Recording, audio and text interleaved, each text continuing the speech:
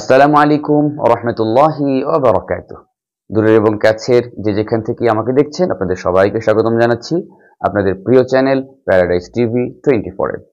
প্রিয় দর্শক, আজকে আমরা মহাগ্রন্থ আল কোরআনুল কারীমের সূরা বনী ইসরাঈলের ৭৭ থেকে ৮০ নম্বর আয়াত বাংলা উচ্চারণ সহ আপনাদেরকে শব্দে শব্দে শেখানোর চেষ্টা করব।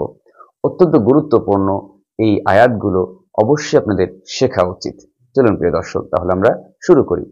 أعوذ بالله من الشيطان الرجيم. بسم الله الرحمن الرحيم. سنة من قد أرسلنا قبلك من رسلنا ولا تجد لسنتنا تحويلا. আজকে আবারও বলছি, খেয়াল করেন। سنة من قد أرسلنا قبلك من رسلنا ولا تجد لسنتنا تحويلا.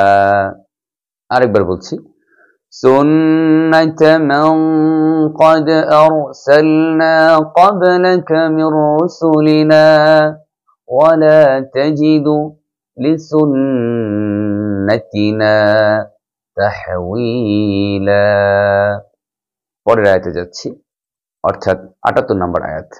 أقم الصلاة لدلوك الشمس إلى غسق الليل وقرآن الفجر إن قرآن الفجر كان مشهودا. আবার বলছি, খেয়াল করেন।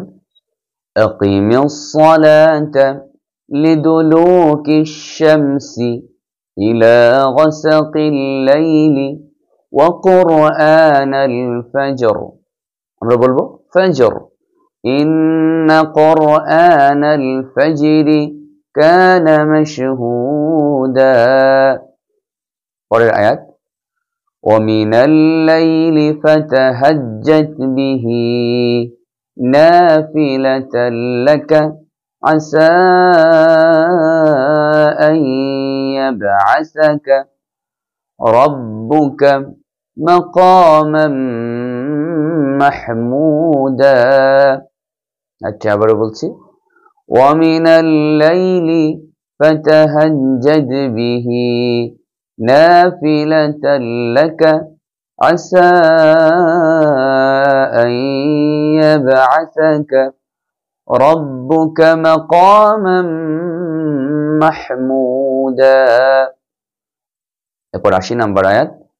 وقل رب أدخلني مدخل صدق وأخرجني مخرج صدق واجعل لي من لدنك سلطانا نصيرا.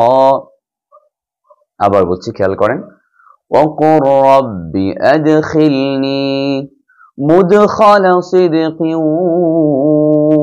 وأخرجني مخرج صدق واجعل لي من لدنك سلطانا نصيرا. প্রিয় দর্শক, আমরা আজকে গুরুত্বপূর্ণ এই 4টি আয়াত শিখলাম। আপনাদের কোনো চাওয়া থাকলে বা কোন আয়াত আপনারা শিখতে চান, কোন সূরা শিখতে চান, কমেন্টের মাধ্যমে অবশ্যই আমাদেরকে জানাবেন। সেই আয়াতগুলো অবশ্যই আমরা আপনাদেরকে শেখানোর চেষ্টা করব। সবার সুস্বাস্থ্য কামনা করে আজকের মতো শেষ করছি। আসসালামু আলাইকুম ওয়া রাহমাতুল্লাহ।